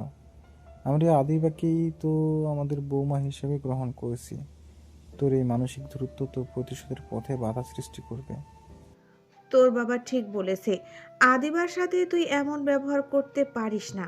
সে কালকে আবার আসবে তোদের অফিসে। হ্যাঁ আম্মু, ও কালকে সম্ভবত আরেকটা ডিলের প্রস্তাব নিয়ে অফিসে আসবে। ঠিক আছে, তাহলে আমরাও কাল অফিসে যাব। আমি আমার বৌমাকে বাড়িতে নিয়ে আসব, আর তুই ওকে সম্মান দিয়ে কথা বলবি। কিন্তু আম্মু। কোনো কিন্তু নয় নীল, তোর মা যেটা বলেছে সেটাই হবে। আদিবা আমাদের বউ। আমরা আগামীকাল সবাই একসাথে অফিসে যাব। তোর পুরনো জীবনের সব হিসেব কালকে চুকিয়ে দিতে হবে। বাবার চূড়ান্ত সিদ্ধান্তের পর নীল তখন আর কিছু বলার সুযোগ পেল না। সে বুঝতে পারল তার প্রতিশোধের পরিকল্পনায় তার পরিবারই এবং প্রধান বাধা। সে শুধু একটি দীর্ঘশ্বাস ফেলে চুপ করে রইল। রাতে ডিনারের পর নীল যখন তার বিশাল রুমে বিছানায় শুয়েছিল, তখন তার মন ছিল অস্থির। সে তার প্রতিশোধের পরিকল্পনা এবং আদিবার প্রতি তার পরিবারের সমর্থন, এই দুয়ের মাঝে আটকা পড়েছিল। নীল তখন বিড়বিড় করে নিজের সাথে কথা বলছে। শালার কপালটাকে কি যে বলবো। ভেবেছিলাম কয়েকদিন একটু কষ্ট দিয়ে জ্বালাতন করে তারপর কাছে টেনে নিব। আমাদের বিয়ের ভুলের জন্য এবং আমাকে ছেড়ে আসার জন্য একটু শাস্তি তো প্রাপ্য ছিল, কিন্তু এখন আর সেটা করতে পারলাম কোথায়? কালকে মা বাবা আদিবাকে দেখলে সব গোলমাল হয়ে যাবে, আর আমি ওকে অফিসিয়ালি অপমান করার যে সুযোগটা খুঁজছিলাম সেটাও শেষ। বাসায় আসার পর যে আদিবাকে আমি সহজে কষ্ট দেব সেটাও সম্ভব না, কারণ ওর যেই গণ্ডি স্বভাব তাতে উল্টো আমাকেই না অফিস থেকে ধরে নিয়ে যায়। না, এবার সব পরিকল্পনা বাদ দিয়ে শুধু আদিবাকে সামলাতেই হবে। মনে হচ্ছে আমার আর প্রতিশোধ নেওয়া হলো না, উল্টো আবার সেই ভালোবাসার জালে আটকা পড়তে হলো। নীল তার ভাগ্যকে মেনে নিয়ে চোখ বন্ধ করে। এদিকে আদিবার পরিবারও আগামীকাল নীলের মুখোমুখি হওয়ার জন্য প্রস্তুত হচ্ছে। এই চরম পরিস্থিতিতে আগামীকাল এনএফ গ্রুপের অফিসে কি হবে? নীলের পরিবারের আগমন কি আদিবার সাথে তার সম্পর্কের বরফ গলাতে পারবে? নীল কি প্রতিশোধের পথ ছেড়ে আদিবাকে গ্রহণ করবে? সামিরা বেগম ও তরিকুল হকের চূড়ান্ত সিদ্ধান্তের পর পরের দিন সকালে নীলের সাথে সবাই একসাথে এনএফ গ্রুপ অফ ইন্ডাস্ট্রির বিশাল অফিসে আসে। নীল তার রুমে এসে কাজের ভান করতে থাকে, তবে তার মন ছিল অস্থির। ফারিয়া নীলের পাশে আরেকটা চেয়ারে বসেছিল, আর বাবা মা সামিরা বেগম ও তরিকুল হক ড্রয়িং রুমের সোফায় বসেছিলেন। নীল যেন মায়ের দৃষ্টি এড়ানোর জন্য বারবার ফাইলের দিকে তাকাচ্ছিলেন। এভাবেই সময় কাটতে থাকে। ঠিক 11টা বাজার কিছুক্ষণ আগে অনবেশে নীলের কেবিনে দরজায় নক করে। স্যার, এলআরবি প্রোডাকশন থেকে 5 জন এসেছেন আপনার সাথে কথা বলার জন্য।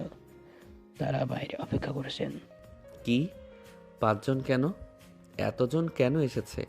এটা তো শুধু একটা ব্যবসায়িক মিটিং। নীল, কোনো বাড়তি কথা বলিস না, তাদের আসতে দে। ঠিক আছে, আসতে দাও তাদের। জি স্যার, আমি পাঠিয়ে দিচ্ছি।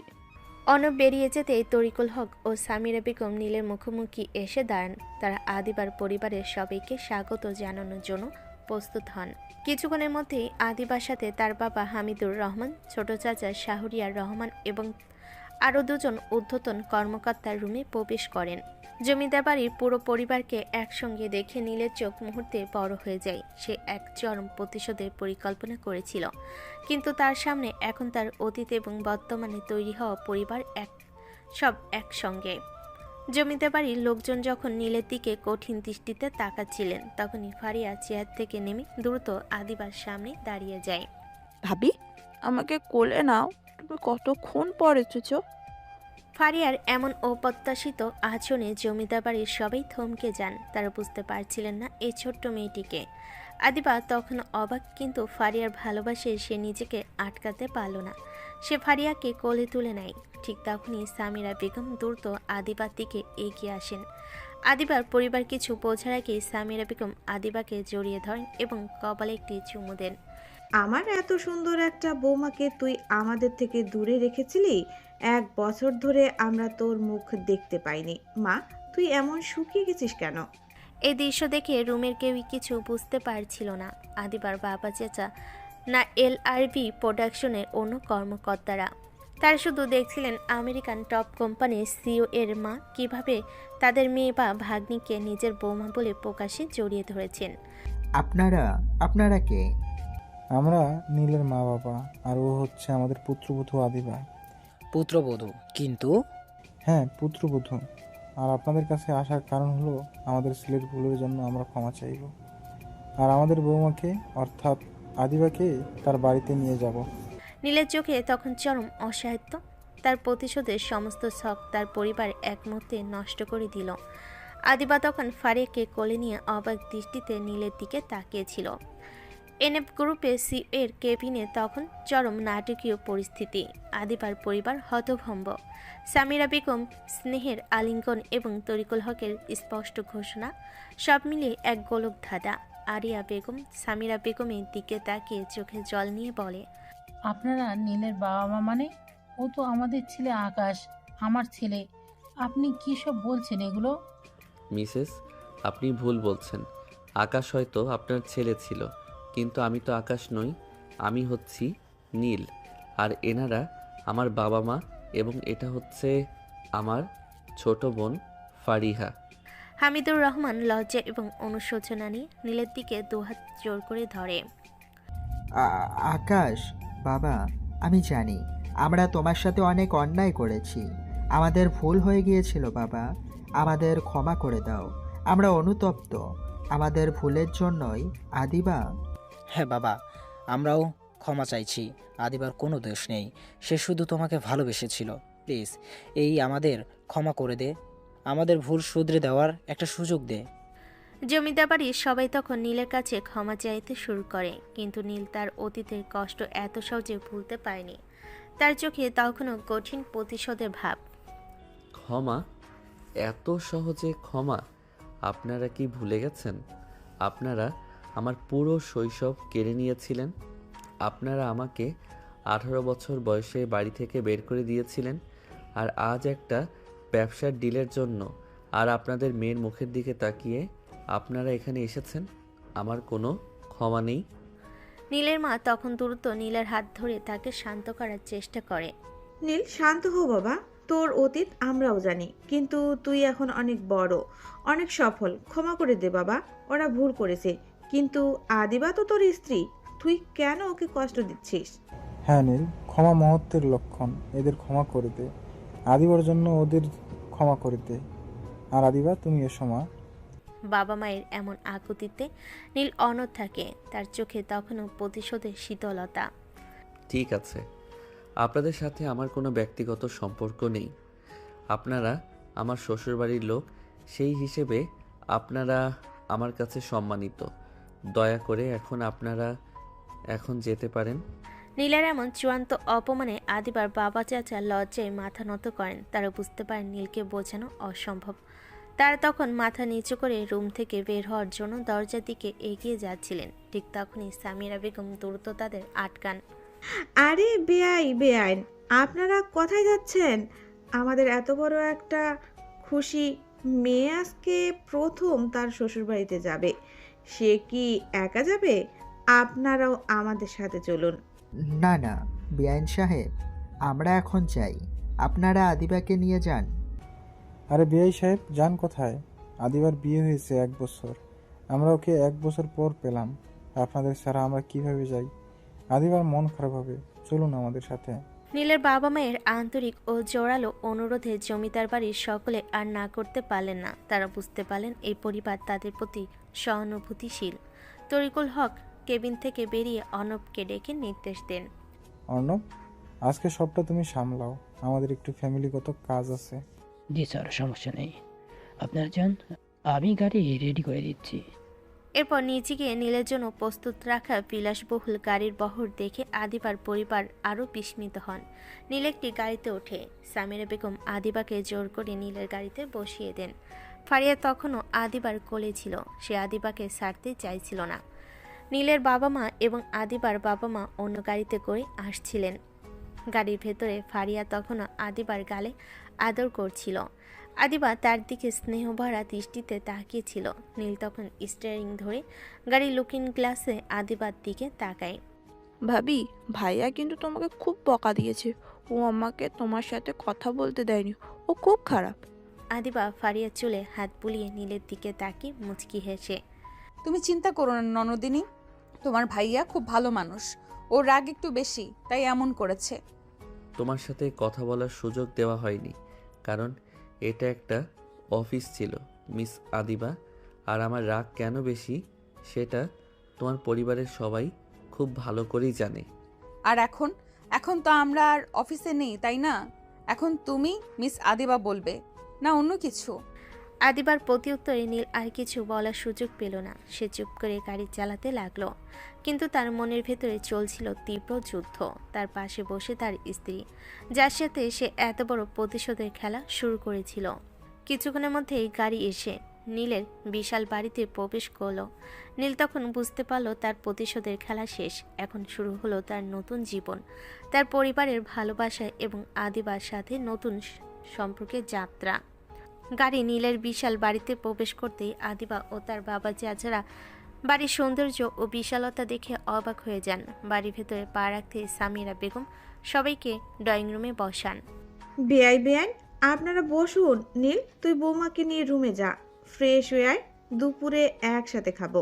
নীল তখন কোনো কথা না বলে তার রুমের দিকে হাঁটা শুরু করে। আদিবাও তার পিছু পিছু যায়। রুমে ঢুকে আদিবা দরজা বন্ধ করে দেয় এবং নীলকে ধাক্কা দিয়ে বিছানায় ফেলে তার পেটের উপর বসে কলার শক্ত করে চেপে ধরে।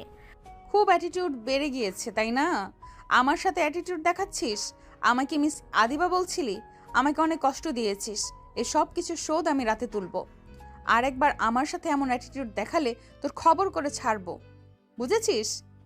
ঠিক আছে, রাগ কমাও বাঘিনী। তুমি আমাকে রাতে কি শাস্তি দেবে সেটা রাতে দেখব। এখন প্লিজ ওঠো, দম বন্ধ হয়ে আসছে। আদিবা কলা ছেড়ে তার উপর থেকে উঠে ওয়াশরুমে চলে যায়। নীল তখনও বিছানায় শুয়েছিল। শালা, ভাগ্যিস এখন ছেড়ে দিল। আজকে রাতে আমার সাথে কি হয় সেটা আল্লাহই জানে। তবে স্বীকার করতেই হবে, এই গুন্ডি স্বভাবটার জন্যই তো ওকে ভালোবাসি। এরপর দুজনে ফ্রেশ হয়ে নিচে নামে। সামিরা বেগম আদিবাকে একটি ডায়মন্ডের নেকলেস পরিয়ে দেন এবং তরিকুল হক একটি ডায়মন্ডের রিং পরিয়ে দেন। এরপর তারা সবাই মিলে দুপুরে লাঞ্চ করে। বিকেলে আদিবার বাবা মা তাদের আশীর্বাদ করে আদিবাকে নীলের কাছে রেখে চলে যান। রাতের বেলা আদিবা আগে থেকে রুমে ছিল। নীল তখন ভয়ে ধীরে ধীরে পা টিপে রুমে প্রবেশ করে। সে চারিদিকে তাকিয়ে দেখে আদিবা কোথাও নেই। আদিবা, তুমি কোথায়? বাঘিনী ঘুমিয়ে গেছে নাকি? তখনই পিছন দিক দিয়ে আদিবা নিঃশব্দে এসে দরজা লাগিয়ে দেয়। নীল পিছন ফিরতেই আদিবা তাকে দ্রুত টেনে নিয়ে গিয়ে সরাসরি দেওয়ালের সাথে চেপে ধরে। এত ভয় পাচ্ছিস কেন? আমি কি বাঘ নাকি? তুমি ভাবছো আমি তোমাকে ছেড়ে চলে যাব? তুমি বাঘিনী, আর এত রাতে একটা লোককে একা রুমে এভাবে চেপে ধরেছ, এটা ঠিক না আপু। কি আপু? কাকে আপু বলছিস? আমি তোর বউ, তোর স্ত্রী। তোমার মতো সুন্দর আর রাগী বউকে আমি কি বলে ডাকবো? মিস আদিবা।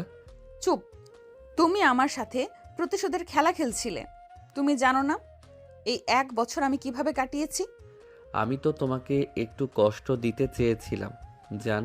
আমি চেয়েছিলাম তুমি আমাকে একটু খুঁজবে, কিন্তু তুমি যে পুরো পরিবারকে নিয়ে অফিসে চলে আসবে সেটা তো জানতাম না। মিথ্যে কথা! তুমি আমার সাথে আর আমার পরিবারের সাথে দূরত্ব বাড়াতে চেয়েছিলে। আমি তোমাকে ক্ষমা করব না। আজ থেকে তুমি নিচে ঘুমাবে। এ বলে আদিবা রেগে নীলের বুক থেকে উঠে বিছানার দিকে চলে যাচ্ছিল। নীল তখন আদিবার হাত ধরে টান দিয়ে নিজের বুকের সাথে জড়িয়ে নেয়। উপস, সরি ম্যাডাম, আমার ভুল হয়ে গেছে। আমি আর জীবনেও তোমাকে মিস আদিবা বলবো না। আদিবা যেতে যেতে হঠাৎ থেমে যায়। নীল তখন সমস্ত রাগ, অভিমান, প্রতিশোধ সব ভুলে আদিবার দিকে তাকায়। আমি তোমাকে ভালোবাসি আদিবা। আমি জানি আমার অতীত কষ্টদায়ক ছিল, কিন্তু তোমার ভালোবাসা সেই কষ্টকে ভুলিয়ে দিয়েছে। প্লিজ আমার থেকে দূরে যেও না। আমিও তোমাকে ভালোবাসি নীল। তোমার রাগী বউকে তুমি ছাড়া আর কে সামলাবে? এ বলেই আদিবা ফিরে তাকায়। নীল আর এক মুহূর্ত দেরি না করে আদিবাকে নিজের বাহুতে জড়িয়ে ধরে। প্রতিশোধের আগুন নিভে গিয়ে ভালোবাসার আলো জ্বলে ওঠে। নীল তার ঠোঁটে ঠোঁট ডুবিয়ে দেয়। তারপর দুজন বিছানায় পড়ে যায়। আদিবা নীলকে শক্ত করে তার বাহুর সাথে চেপে ধরে আছে। নীলও আদিবার সারা শরীরে তার ভালোবাসার পরশ এঁকে দিচ্ছে। তাদের সমস্ত ভুল বোঝাবুঝির অবসান ঘটিয়ে নীল আর আদিবা সেদিন ভালোবাসার বাঁধনে আরও শক্ত করে জড়িয়ে ধরে। তাদের ভালোবাসার ঘর ভরে ওঠে সুখ আর ভালোবাসায়। হ্যাঁ, প্রতিশোধের গল্প নয়, এটি ভালোবাসা ও সম্পর্কের গল্প। আদিবার তীব্র ভালোবাসা আর নীলের পরিবারের অকুণ্ঠ সমর্থনই তাদের সম্পর্কের সমস্ত জটিলতা দূর করে দেয়। জমিদার বাড়ির মেয়ে যখন সিনিয়র রোমান্টিক বউ, তখন তার ভালোবাসার কাছে জুনিয়র দুষ্টু ছেলের সমস্ত রাগ আর অভিমান হার মানতে বাধ্য হয়। প্রিয় দর্শকরা, আমাদের আজকের গল্পটি এখানেই শেষ হচ্ছে। এই গল্পের কোনো পরবর্তী পর্ব বা সিজন নেই। আমি বুঝি না হ্যাপি এন্ডিংয়ের গল্প দেওয়ার পরেও আপনারা কেন পরের পর্ব বলে কমেন্ট করেন। তো দর্শক, আজকের গল্পটি থেকে এখানেই বিদায় নিচ্ছি। আর অপেক্ষা করুন পরবর্তী ভালোবাসার গল্পের জন্য। সেই পর্যন্ত ভালো থাকবেন এবং লাইক, কমেন্ট, শেয়ার করে আমাদের সাথেই থাকুন। আর নতুনরা কিন্তু সাবস্ক্রাইব করতে ভুলবেন না। আল্লাহ হাফেজ।